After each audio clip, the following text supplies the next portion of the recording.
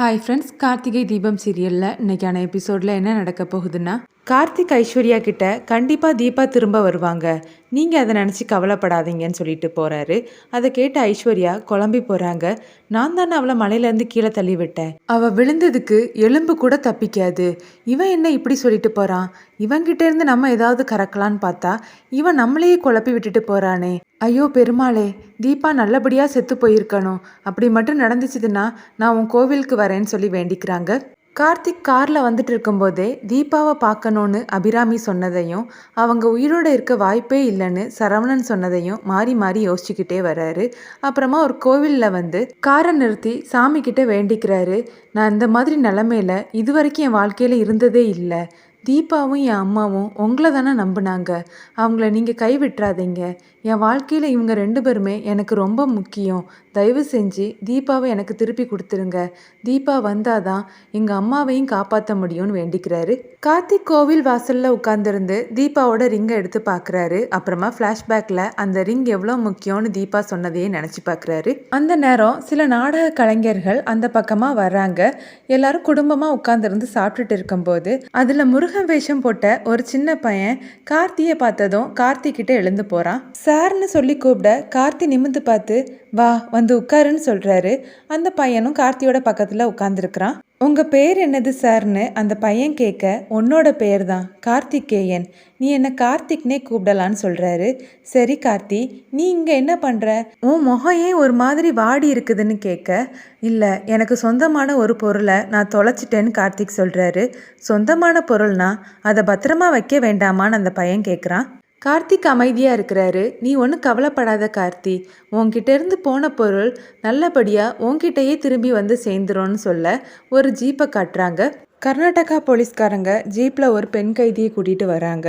அப்புறமா அந்த இன்ஸ்பெக்டர் ஒரு கான்ஸ்டபிள் கிட்ட, நம்ம தமிழ்நாட்டுக்கு வந்துட்டோம், தமிழ்நாட்டு போலீஸ்கிட்ட நம்ம வரதை பற்றி சொல்லிட்டியான்னு கேட்க, ஆமாம் சார் இன்ஃபார்ம் பண்ணிட்டேன்னு அந்த கான்ஸ்டபிள் சொல்கிறாரு. சரி நம்ம பிளானை பற்றி அவங்கக்கிட்ட போய் சொல்லிட்டு வான்னு சொல்கிறாரு. அந்த கான்ஸ்டபிளும் தமிழ்நாட்டு போலீஸை பார்க்குறதுக்காக போகிறாங்க. அவங்க 2 பேரும் பேசிகிட்டு இருக்கிறத அந்த ஜீப்பில் இருக்கக்கூடிய கைதி கேட்டுட்டு இருக்காங்க. அப்புறமா அந்த கான்ஸ்டபிள் திரும்பி வர்றாரு. அவர்கிட்ட இன்ஸ்பெக்டர், அந்த போலீஸ்காரங்க கிட்ட பேசிட்டியான்னு கேட்க, ஆமாம் சார், இங்கேருந்து 2 கிலோமீட்டர் தூரத்தில் ஒரு மலை இருக்குதான், அந்த மலை பகுதியில் பகல் நேரத்தில் கூட ஆள் நடமாட்டம் இருக்காதுன்னு சொல்கிறாங்க. அது மட்டும் இல்லை, இன்னைக்கு 2 லேடிஸ் வேற அங்கே விழுந்து இறந்து போயிருக்காங்களாம், அந்த இடம் நம்ம பிளானை எக்ஸிக்யூட் பண்ணுறதுக்கு சரியாக இருக்கும்னு சொல்கிறாரு. அப்போ இந்த என்கவுண்டரை இங்கே வச்சே பண்ணிடலாம். சரி என்னோட பிளானை சொல்கிறேன், நல்லா கேட்டுக்கோன்னு சொல்லி இன்ஸ்பெக்டர் பிளானை சொல்கிறாரு. ஜீப்பில் இருக்கக்கூடிய பெண் கைதியை நம்ம விசாரணைக்காக கூட்டிகிட்டு வரும்போது அவன் நம்மக்கிட்டேருந்து தப்பிக்கிறதுக்காக நமக்கே தெரியாமல் நம்மளோட துப்பாக்கியை எடுத்து நம்ம கான்ஸ்டபிள் நாகையாவை சுட்டுட்டு இங்கேருந்து தப்பிக்க பார்த்தா, அதனால் நம்மளோட தற்காப்புக்காக தான் நம்ம அவளை சுட்டு கொன்னோன்னு போலீஸ் டிபார்ட்மெண்ட்டுக்கு ரிப்போர்ட்டை கொடுத்துடணும்னு சொல்கிறாரு.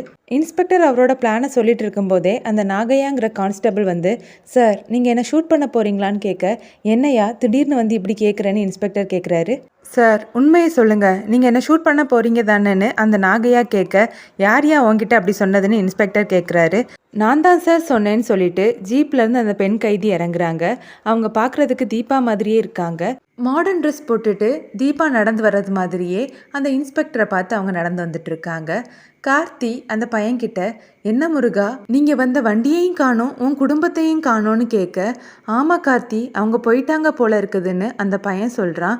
அப்போ கார்த்தி, என்ன முருகா நீ தானே எப்போவுமே சிவனையும் பார்வதியும் விட்டுட்டு வந்துடுவ, இப்போ அவங்க உன்னை விட்டுட்டு போயிட்டாங்கன்னு கேட்க, ஆமாம் கார்த்தி எனக்கும் இந்த குட்டி யானையில் போய் ரொம்பவே போர் அடிச்சிடுச்சு, இன்னைக்கு உன்னோட காரில் என்னை கூட்டிகிட்டு போய் விடுறியான்னு அந்த பையன் கேட்க, உன் வீட்டுக்கு போகிற வழி தெரியுமான்னு கார்த்தி கேட்குறாரு. ஆமாம் தெரியும்னு அந்த பையன் சொல்கிறாங்க. அப்போ சரி நானே கொண்டு போய் உன்னை வீட்டில் விட்டுறேன்னு சொல்லிட்டு கார்த்திக் அந்த பையனை கூட்டிகிட்டு காரில் போகிறாரு. தீபா மாதிரி இருக்கக்கூடிய அந்த பொண்ணோட பேர் கீதா.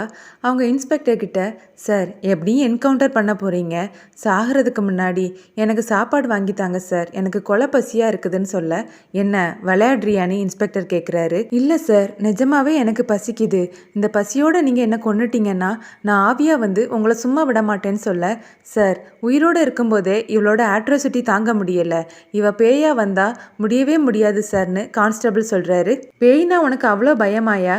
சரி எல்லாரும் வண்டியில ஏறுங்க, இவளுக்கு எதுவும் சாப்பாடு வாங்கி கொடுக்கலான்னு இன்ஸ்பெக்டர் சொல்றாரு. அந்த முருக வேஷம் போட்ட பையன் கார்த்திக் கிட்ட, கார்த்தி எனக்கு காரில் போகிறதுனா ரொம்ப இஷ்டம், ஆனால் அதிகமாக நான் காரில் போனதே கிடையாது. நானும் வளர்ந்ததுக்கப்புறம் இதே மாதிரி கார்லாம் வாங்குவேன்னு சொல்ல, இது என்ன முருகா, இதை விட பெரிய கார்லாம் நீ வாங்குவேன்னு கார்த்திக் சொல்கிறாரு. சரி கார்த்திக், பக்கத்தில் ஏதாவது ஒரு ஹோட்டல் வந்ததுன்னா எனக்கு சாப்பாடு வாங்கி தருவியான்னு அந்த பையன் கேட்க, தாராளமாக வாங்கி தரேன்னு கார்த்திக் சொல்கிறாரு. அப்புறமா ஒரு ஹோட்டலில் நிறுத்தி அந்த பையனை ஹோட்டலுக்குள்ளே கூட்டிகிட்டு போய் உனக்கு என்ன வேணும்னு கேட்க, எனக்கு தோசை வாங்கித்தா கார்த்தின்னு அந்த பையன் சொல்கிறாரு. சரின்னு சொல்லிட்டு தோசையும் வாங்கி கார்த்திக் கொடுக்குறாரு. ஏன் கார்த்தி, நீ எதுவும் சாப்பிடலையா? உனக்கு பசிக்கவே பசிக்காதான்னு அந்த பையன் கேட்க, கார்த்திக் எதுவும் சொல்லாமல் அமைதியாக இருக்கிறாரு. அப்புறமா ஜீப்பில் கீதாவை கூட்டிகிட்டு வந்து போலீஸ் எல்லாரும் இறங்குறாங்க. இன்ஸ்பெக்டர் கான்ஸ்டபிள் கிட்ட இவளுக்கு ஏதாவது வாங்கிட்டு வாங்கன்னு சொல்ல, என்னது பார்சலா?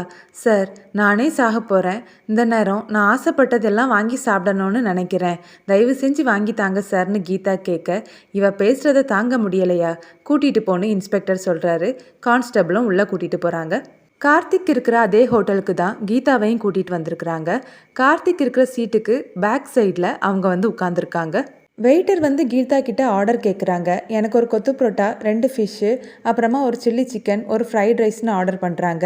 இவ்வளவும் சாப்பிட்டா நீ வயிறு வடிச்சே செத்து போயிடுவேன்னு கான்ஸ்டபிள் சொல்ல, அப்படி நான் செத்து போனால் உங்களுக்கு என்கவுண்டர் பண்ணக்கூடிய வேலை மிச்சம் தானே சார்னு கீதா சொல்கிறாங்க.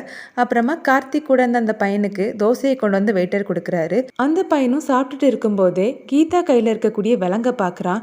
அப்புறமா கார்த்திக் கிட்ட, கார்த்தி அங்கே பாரேன், அந்த அக்காவோட கையில் ஏதோ கம்பி மாதிரி இருக்குதுன்னு சொல்ல, கார்த்திக்கும் திரும்பி பார்க்குறாரு. இதோட எபிசோட் முடியுது.